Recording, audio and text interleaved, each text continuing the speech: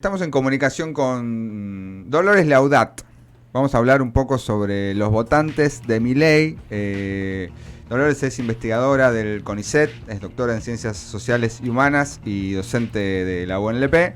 Y forma parte del equipo que llevó adelante la investigación que se llama Subjetividades Políticas en Tensión durante la pandemia y la postpandemia en Argentina a través del laboratorio SOCPOL de la Universidad Nacional de Quilmes. ¿Estás ahí, Dolores? ¿Nos escuchás? Sí, acá estoy. Hola a todos. Hola. ¿Qué tal? Hola. Acá Manuel, Tristán y Santiago, te saludamos. Creo que nos conoces a los tres. Hola, chicos. Sí, sí, sí. Y es muy raro para mí decirte Dolores también, así que te voy a llamar Loli si no te molesta. Podés llamarme, sí, no tengo problema. Loli además es egresada de me pongo de pie, carrera de Sociología de la Facultad de Humanidades y Ciencias de la Educación y cursó en este mismo edificio desde el cual ahora estamos hablando con ella. Pero los subsuelos Sí, y no el octavo piso. Pero sí, igual acá no. estaba Claro. el departamento, así que capaz que algún final rindió, Sí. ¿no? No me acuerdo si en No, el octavo. nada me tocó ahí, todo en el subsuelo, gran parte de las Bueno, materias, está bien. sin ver la luz del sol, muchas horas. ahí adentro. Jockey Club también, ¿no? Salón de los Espejos, También. La sala de esgrima. Sí, sí. pelota paleta. Todo, sí, muchas horas ahí adentro. Así Bueno, que Loli, los gracias. mejores recuerdos igual. Sí, Vale. compartidos. Bueno, hicieron esta investigación súper interesante que además después parte de las conclusiones fueron publicadas en notas en el Cohete a la Luna y en el Destape. Ujú. Para arrancar por ahí te queríamos preguntar un poco más sobre el proyecto y sobre la investigación, cómo se llevó adelante, cómo terminaste participando vos también, porque no es algo que digamos que tenga que ver con tu trayectoria de investigación, según lo que entiendo. Pero bueno, Sí. como para que nos hables un poco de qué se trata el proyecto. Bien, este es un proyecto que reúne alrededor de 7 universidades que se desprende de un proyecto mayor que creamos en contexto de pandemia para investigar creencias, subjetividades, en general subjetividades políticas, representaciones, sentimientos de la sociedad argentina. En un principio se centró en el contexto de pandemia, en los impactos que estaba dejando la situación particular del aislamiento y las percepciones que había sobre la gestión de la pandemia, y después continuamos post pandemia analizando un poco más el panorama general de las subjetividades políticas. Como bien decía, yo no vengo a estudiar estas cuestiones, yo trabajo sobre el agropampeano, sobre los agronegocios, pero junto a mi director, que fue director de este proyecto, me sumo ahí en contexto de pandemia a analizar un poco estas cuestiones.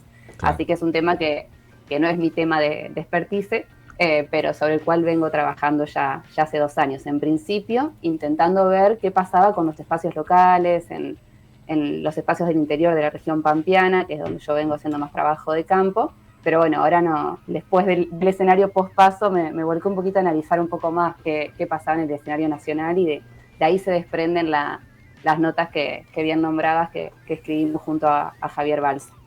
Está, sí. Quería también mencionarlo a él, que en las dos notas, ¿no? Firman en conjunto, tanto en la del Cohete a la Luna como en el Destape. Y él sacó otras más también, ahora en página 12, otras sobre los votantes de la reta. Bueno, la idea es intentar intervenir, digamos, de resultados que son súper ricos, porque esta es una encuesta que no es una encuesta típica de consultora, sino que es una encuesta académica, digamos, que no busca acertar en resultados electorales, a pesar de que habíamos acertado y no lo quisimos creer en su momento. Claro. Esta encuesta se desarrolló previa a las PASO y nos había dado un resultado muy similar al que finalmente sucedió. Pensamos que había habido un error de sobrerepresentación de un perfil, digamos, de votante, y finalmente, lamentablemente, habíamos acertado. Pero bueno, no es una encuesta que buscaba mirar eso, la intención de voto, sino que es un dato más, una variable más para identificar otras cuestiones que son más los comportamientos, las creencias, los sentimientos, las ideologías en general.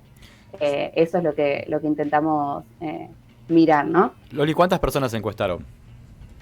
4.200 y pico, 4.220. Wow. Es una muestra muy representativa, digamos, a nivel nacional, y muy bien construida, entonces tiene una representatividad de todas las clases sociales, de diversidad de género, etcétera.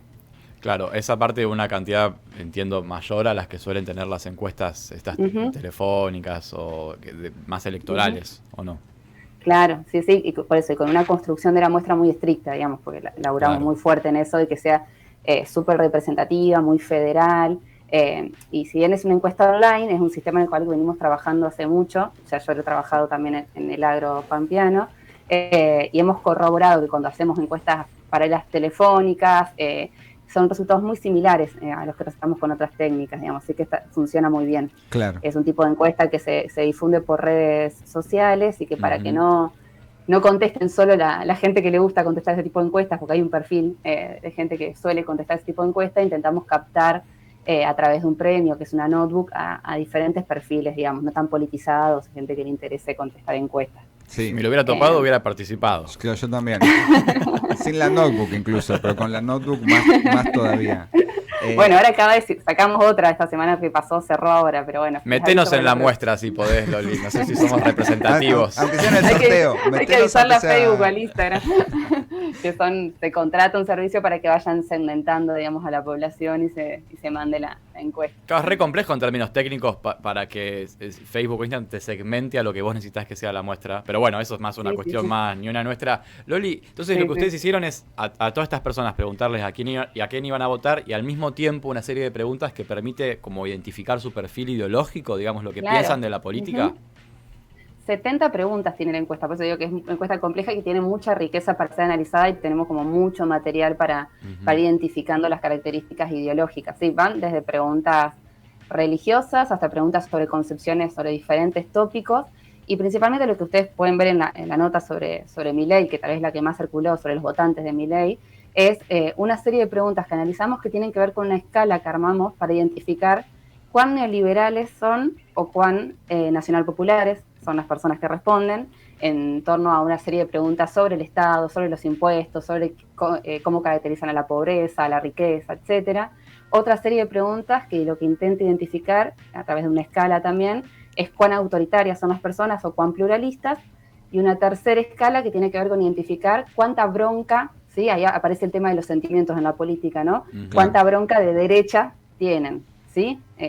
Todo esto a través de una batería de preguntas, ¿no? Sí, en ambas notas, en la del Cuenta de la Luna y en el Destape, para quien le interese, hay una especie de anexo metodológico en donde están, no sé si todas, pero al menos algunas de las preguntas, al menos las que tienen que ver con esta reconstrucción de este perfil ideológico entre libertario, neoliberal, neoliberal, nacional popular, autoritario y bronca. Y ustedes ahí, si yo no entiendo mal, y para que nos cuentes cómo es, de algún modo se podría decir que dentro de los 3/3 que se expresaron electoralmente, digamos, Milei, Juntos por el Cambio y Unión por la Patria, dentro de los votantes de Milei, a su vez, encuentran 3/3, digamos, 3 perfiles ideológicos de votantes de Milei, ¿es así?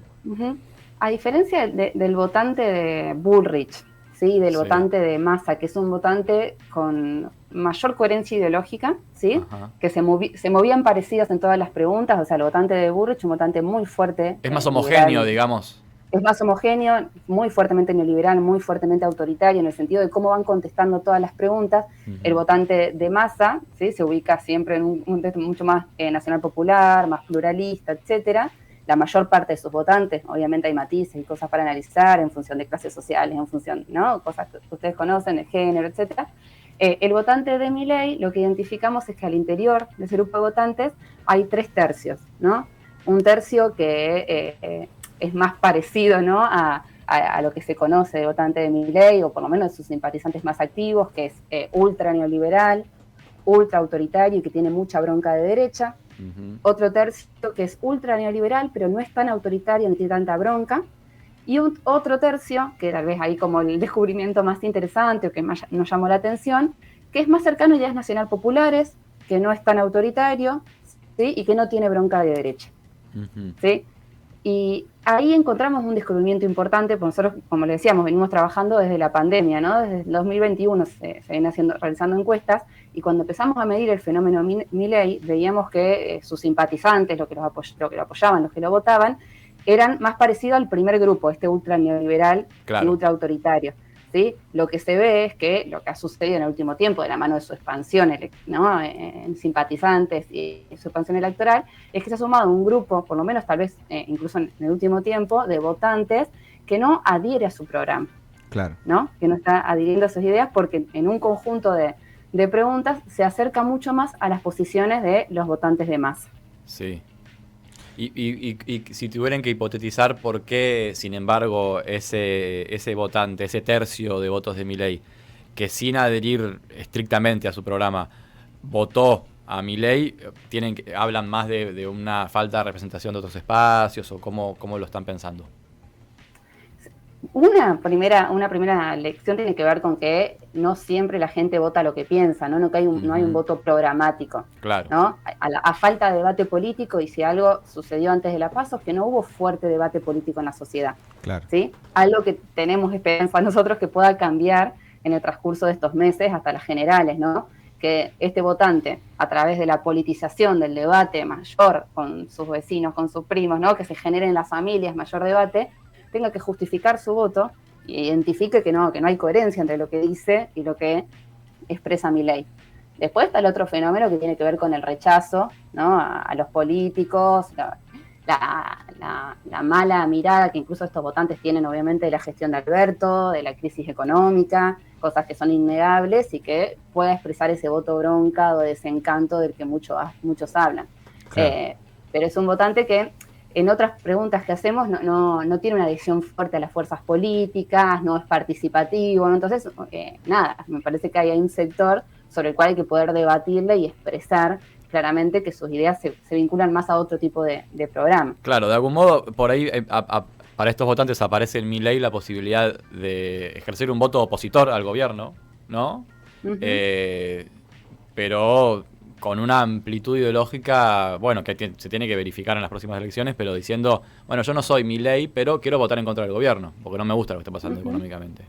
Sí, expresar eso, un desencanto. O sea, hay un porcentaje importante de ellos que votó a Alberto, ¿sí? En el 2019, entonces hay un desencanto importante ahí y que quiere expresar eso, incluso también a una perspectiva de cambio, porque sabemos que Milei tiene una capacidad de instalar ideas sencillas, de como va a generar soluciones concretas a problemas concretos, y identifican ahí una posibilidad de cambio que no están viendo en el resto de los candidatos. Claro, eso pero te iba a decir sí también. Creemos nosotros que es un sector a disputar, digamos. Sí. Sí, claro, en términos políticos como un lugar hacia dónde ir, pero también esto, como que no se ven representados por el gobierno actual, pero tampoco, digamos, ideológicamente se sienten representados por el perfil por ahí más construido, de más largo tiempo que tiene Juntos por el Cambio y sobre todo la figura de Patricia Bullrich. Te quería preguntar, Loli, si hicieron hacia el interior de Unión por la Patria, si preguntaron en relación al voto de la interna entre Grabois y Massa, y si hay alguna perlita ahí para contar en relación a los perfiles que votaron a cada uno de los candidatos. No, sí, dentro de ese voto, en los perfiles, o sea, más claro que, por ejemplo, el voto de Grabois es más joven que el voto de Massa. Después la distribución de género era muy similar, ahí no había diferencia. También preguntamos en esa encuesta de julio qué iban a hacer esos votantes si Grabois no llegaba a las generales, ¿sí? Si no ganaba la interna, digamos. Uh-huh. Y sí, hay un comportamiento muy coherente que la mayoría, o sea, la amplia mayoría, se va a Massa, que eso en otros candidatos pudimos ver que también hay disputas posibles ahí porque no está tan claro que, por ejemplo, en el caso de los votantes de Larreta, se vayan a Bullrich, ¿sí? Eso es un dato interesante también para ver. En cambio, en el votante Grabois hay un voto más coherente. Y después se identifican cuestiones claras vinculadas a que obviamente Grabois expresa un proyecto más a la izquierda que el de Massa, con algunas diferenciaciones, por ejemplo, en la lectura sobre el feminismo, sobre el Estado, un comportamiento un poco más hacia la izquierda, digamos, pero no ninguna perlita en particular. Claro, algo que uno ya podría prejuzgar o tener una noción previa a que después, sí, no hay una novedad ahí en el perfil del votante Grabois. Sí, tal vez eso es algo interesante, es que la captación del voto joven, como todos saben, es más fuerte en Milei. El segundo candidato con mayor capacidad de captación de votos joven fue Grabois, pero al interior de la composición de su voto sigue siendo muy bajo, ¿sí? Un 17% de sus votantes tienen menos de 29 años. De Grabois. ¿Sí? Menos de 30 años, sí. Mirá. Sí. Sí, a mí lo de el voto joven no lo quería creer, pero bueno, es una realidad muy sólida. También yo charlaba con una profe de una escuela ayer o antes de ayer, y me decía que hay una vuelta de la juventud a la política, que hace años que no pasaba, que eso es muy esperanzador, pero bueno, la única figura que es captada por esa esperanza es Milei. Y después otra cosa que a mí me llama la atención es cómo el feminismo sigue en el centro del debate.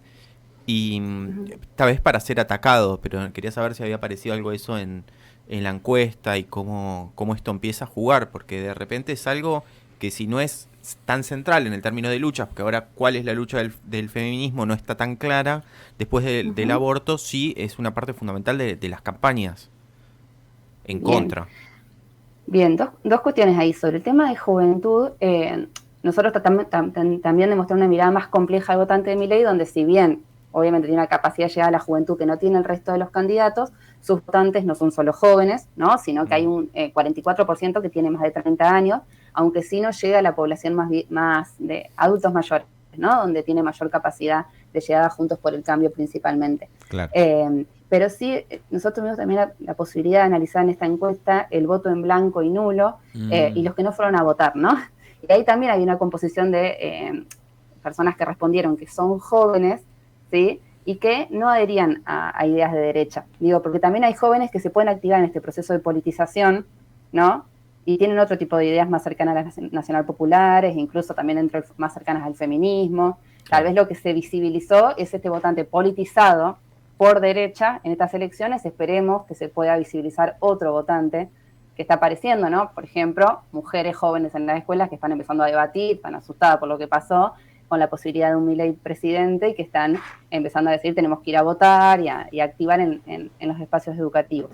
¿No? Entonces, sobre el tema de juventud como un territorio también de disputa súper importante, ¿no?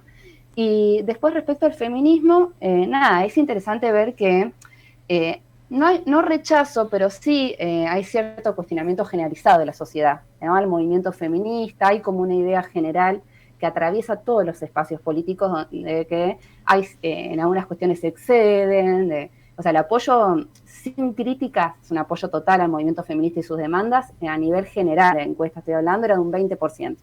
Claro, mira. ¿Sí? Después, otro 40% planteaba que está de acuerdo con gran parte de su demanda, pero tienen que moderarse un poco, hay cosas que no están de acuerdo, y sí hay un 40% que rechaza a ultranza. Mira. ¿Sí? Del total bastante de la alto. encuesta.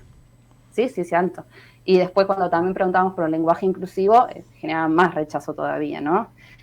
Pero bueno, está bueno ver que si bien los más antifeministas son los votantes de Juntos por el Cambio, de Bullrich principalmente, no de Larreta, seguidos por los de Milei, esto es algo como un fenómeno que atraviesa, o sea, que han logrado generar también la instalación de una mirada crítica del movimiento a todo el espectro político, ¿sí?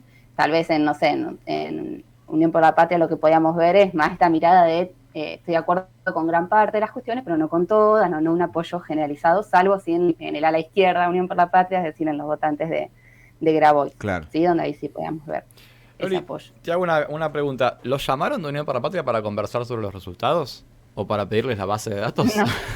No, pero nosotros, o sea, ni bien tuvimos estos resultados, los compartimos con los dos equipos de campaña, ¿sí? Con el de Grabois y con el de Massa. Claro. Ahora también se intentó hacer llegar los nuevos análisis que estamos realizando y con la nueva encuesta, pero no tuvimos mucha llegada. Bueno, muchachos, a despertar. Así que por eso decidimos publicarlo en medios amigos, digamos, medios del palo, para que pueda llegar, digamos, de mínima pueda aportar a la militancia y pueda aportar a intentar hacer algo para cambiar el escenario que se avecina. Te quería preguntar, Loli, también por esto que vos ya mencionaste, que es el voto en blanco, que es un poco más lo que profundizaron en la nota que publicaron con Javier Balsa en el Destape, ¿no? La del Cuenta la Luna es más sobre el voto de Milei y la del Destape sobre el voto en blanco. Hay un perfil, ¿encontraron ustedes un perfil mayoritario de este grupo más cercano a ideas nacional populares, ¿no? En ese voto en blanco. Sí, tanto en el voto en blanco como en los que no fueron a votar, identificamos 2/3 más cercanos a ideas nacional popular, ¿sí? Es importante el porcentaje. Sí. Y del voto en blanco se calcula que por lo menos la mitad, siempre la tendencia es esa, que en las PASO hay una mayor cantidad de votantes en blancos y que eso se reduce a la mitad. En votantes en blanco y nulo, ¿no? Si fue un 6%, se puede reducir a la mitad en un 3%. Claro. Y que ahí hay un porcentaje importantísimo, o sea, un 64%, para ser más exacta creo que era, votantes que adherían a ideas más cercanas a las nacional populares. Sí, que vamos a aclarar un poquito para quienes están escuchando qué significa esto. Significa, por ejemplo, adherir, digamos, a estas ideas, en qué tipo de preguntas las medimos. Por ejemplo, preguntábamos qué hay que hacer con el tema de impuestos. ¿Hay que sacar los impuestos a los empresarios para que puedan producir más? ¿O hay que poner mayor control sobre los empresarios para que no evadan impuestos? Y estas personas responden, hay que poner mayor controles a los empresarios. ¿Cómo hicieron su fortuna los ricos? ¿Explotando a los trabajadores, robándole al pueblo o gracias a su esfuerzo es que la hicieron? Bueno, así fuimos midiendo ese tipo de posiciones, ¿no? Ideologías. ¿Qué hay que hacer con el Estado? ¿Hay que achicarlo drásticamente, despidiendo a gran parte de los empleados públicos, o es importante un Estado fuerte y presente? ¿No? Ese tipo de preguntas son las que se hicieron, y tenemos 2/3 de votantes que se fueron acercando, o sea, se acercaron más a posiciones nacional populares y que no son autoritarios, ¿no? En el votante en blanco. Y en los que no fueron a votar, lo mismo, ¿sí? 2/3 de los votantes. Entonces también ahí hay un porcentaje importantísimo para poder interpelar, ¿sí? Yo quiero repetir esto, que tengan ideas más cercanas a posiciones nacional popular no significa que después vayan a votar por masa, ¿no? No, claro. No hay un vínculo directo entre el posicionamiento y el comportamiento electoral. Ahí hay un terreno de disputa, y que me parece eso, que el escenario de politización que se puede dar de acá a las generales puede ser un buen escenario para disputar ese voto. Claro, en el mismo sentido, tampoco entonces hay que hacer una lectura lineal ideológica de los resultados electorales, digamos. No quiere decir que Claro. un tercio de la población piensa lo que piensa Milei, un tercio piensa lo que piensa Juntos por el Cambio y así.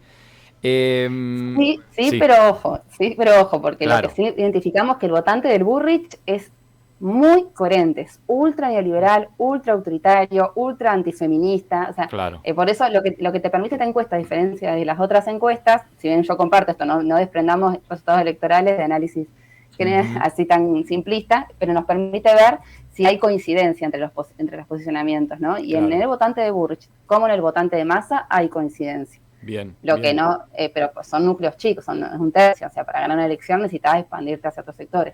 En cambio, el votante de Milei no está totalmente asegurado, no es un piso asegurado, ¿no? Eso es lo más interesante. Claro. Estamos hablando con Dolores Liaudat, que forma parte, bueno, de este proyecto de investigación sobre subjetividades políticas, y que, bueno, que publicaron hace poco algunos resultados.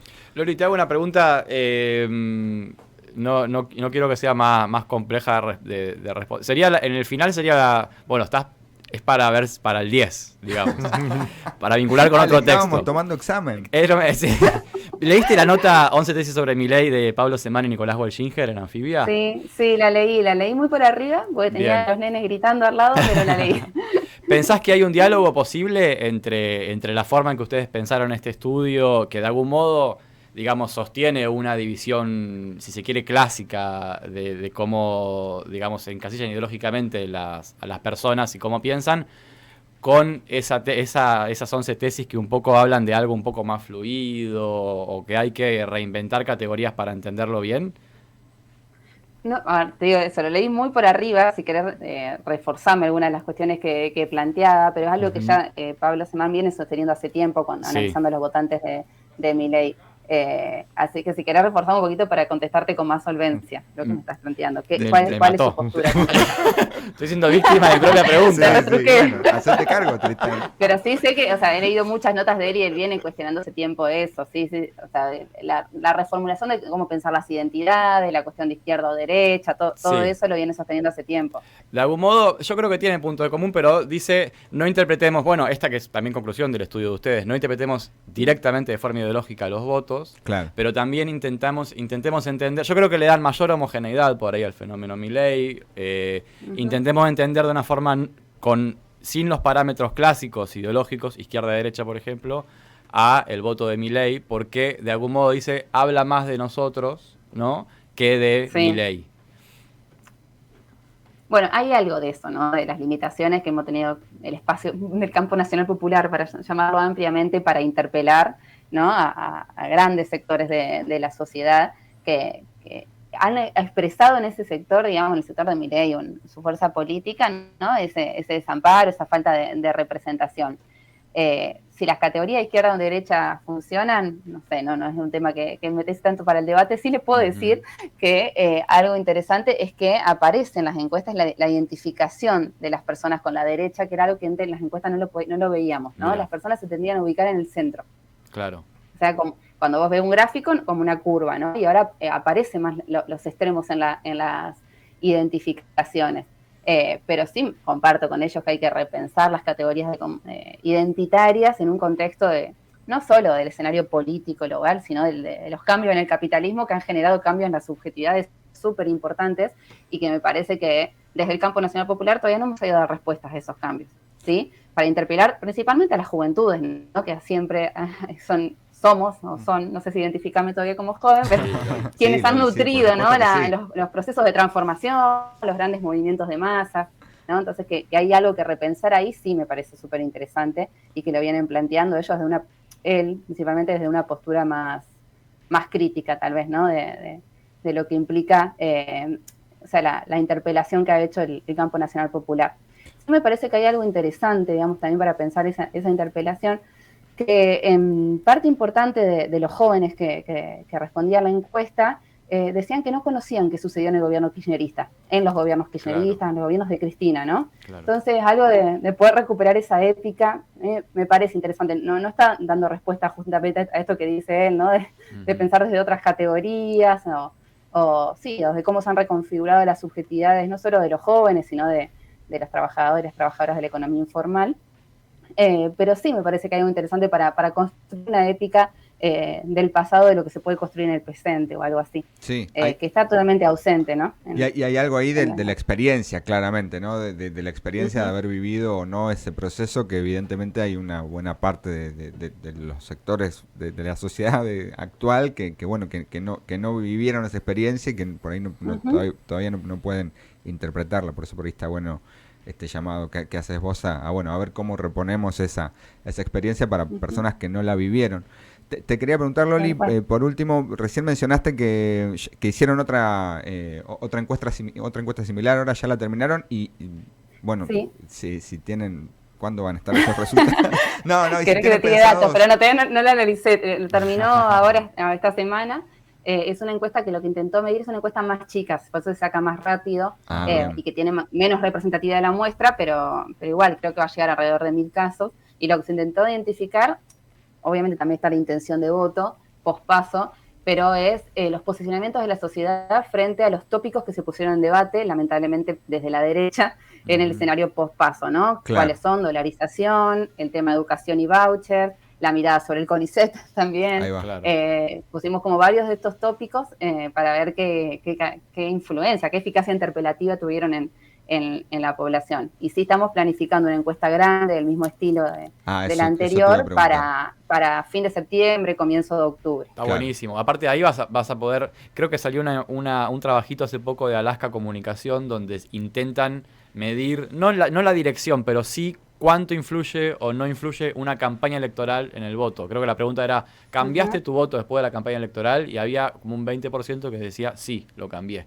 Entonces está bueno ver si las campañas pueden afectar al voto de algún modo o si ya están todas las cartas sobre la mesa. Loli, se habla de eso, que hay un porcentaje del votante que puede estar dentro de este 30% que no tiene ideas neoliberales que se termina de convencer en el trayecto de la campaña. ¿Sí? Claro. El 30%, eso lo evaluamos, ¿no? Que hay un porcentaje que sí, que se termina de definir en los últimos meses y después de un Milei ganador con ese empuje, es probable que haya gente que vaya a votar al ganador, ¿no? Eso también sucede. Que la misma tendencia lo lleva a votar al ganador. Claro. Bueno, Massa, llamar a Loli y a Javier Balsa para conversar sobre estos datos. Es un llamado público. Tenés mucho trabajo, Massa, pero Sergio. sus asesores de campaña podrían. ¿No? Loli, te agradecemos esta comunicación y más te agradecemos por el trabajo que han hecho, que además de darnos algunas pistas más que interesantes para analizar todo este horror que estamos viviendo, nos permite hablar también en un terreno más firme, ¿no? Siempre que se habla con datos, podemos sacar conclusiones que van un poco más allá de qué piensa cada uno, qué ideas tiene sobre lo que está pasando, y bueno, y métanle y te vamos a volver a llamar seguramente después de las elecciones, espero que con mejores noticias. No, muchas gracias a ustedes, chicos, y nada, ojalá que aporten algo, porque eso, se están poniendo en juego cosas muy importantes y todos lo sabemos, esto no es un debate solo en términos de táctica electoral, sino de la posibilidad real de que se consolide un movimiento de derecha en Argentina, antidemocrático. Entonces, nada, aportar desde las ciencias sociales, desde lo que sabemos hacer, a repensar y pensar cómo interpelar y dar debate en este contexto, nos pareció que es un aporte importante. Así que muchas gracias por el espacio. Un abrazo grande. Chao, chicos. Chao, Loli, gracias. Era Dolores Adiós. Liaudat, socióloga, investigadora del CONICET. Seguimos con más de Tercer Mundo.